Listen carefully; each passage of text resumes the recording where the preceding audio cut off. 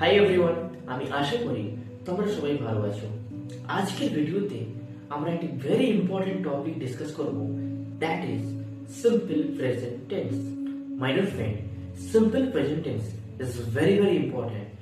যদি তোমরা কথা বলতে চাও ইংরেজিতে, তাহলে এই টেন্সটা তোমাদেরকে ভালোভাবে সহযোগিতা করতে পারে। If you want to speak in better way, then this type of tense is very very important for your upcoming conversation.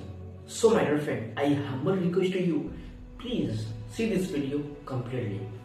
And my dear friend, এই ভিডিওতে আমরা ডিসকাস করব সিম্পল প্রেজেন্ট টেন্সের uses and structure and common mistake. So my dear friend, ভিডিওটি last পর্যন্ত দেখুন। Let's go.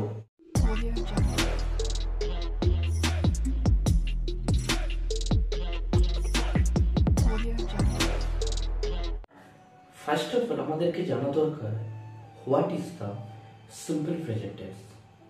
My dear friend, simple present tense আমরা তাকে বলবো যখন কোনো কাজগুলোকে বা কোনো অ্যাকশনকে যদি আমরা নিয়মিত করি, মিনস হ্যাবিচুয়াল বা daily routine or you can say universal truth, তখন সেই কাজগুলোকে আমরা সিম্পল প্রেজেন্ট টেন্সের মধ্যে আনতে পারি।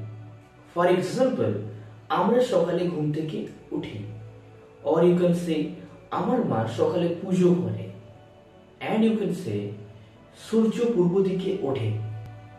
এই কাজগুলো নিয়মিত হয় এবং ডেইলি বেসিক, তাই জন্য আমরা এটা বলার সময় সিম্পল প্রেজেন্ট টেন্স ইউজ করতে পারি।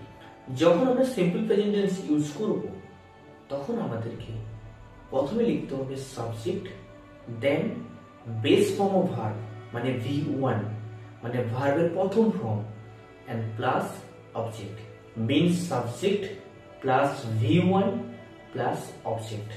কিন্তু মাই ডিয়ার ফ্রেন্ড, এখানে জানা দরকার যদি সাবজেক্টটা থার্ড পারসন সিঙ্গুলার হয়, তাহলে আমরা কি বেস ফর্ম ইউজ করতে পারবো না। তখন আমাদেরকে ভার্বের সাথে এস অর এস ইউজ করতে হবে। ফর এক্সাম্পল, যদি আমরা বলি we play football, that's right, because we is a plural pronoun. কিন্তু যদি আমরা বলি he play football, that is wrong, কারণ he হলো third person singular pronoun। So আমাদেরকে বলতে হবে he plays football. So my dear friend, please listen to carefully. যদি আমাদের সাবজেক্টটা থার্ড পারসন সিঙ্গুলার হয়, তাহলে আমাদেরকে ভার্বের সাথে এস অর এস ইউজ করতে হবে।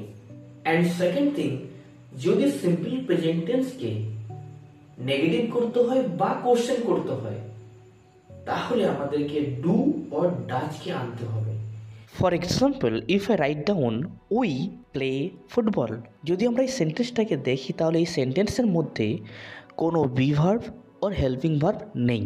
কিন্তু যদি এই সেন্টেন্সটাকে আমরা নেগেটিভ করতে চাই, তাহলে আমাদেরকে ডু অর ডাজ নট আনতে হবে।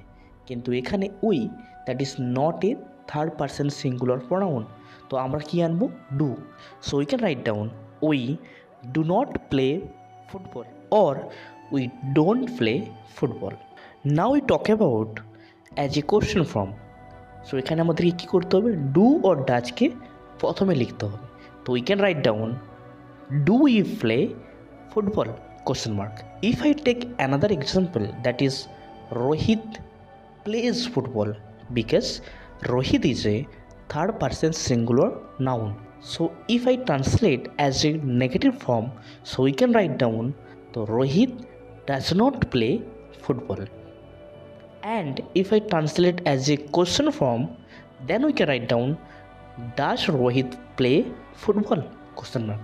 So in that way, simple present tense transform as a question form. And my dear friend, one more point, that is কোন ওয়ার্ডস গুলোকে আমরা নিয়মিত ইউজ করতে পারি, like every day, like usually, like always, in general, sometimes.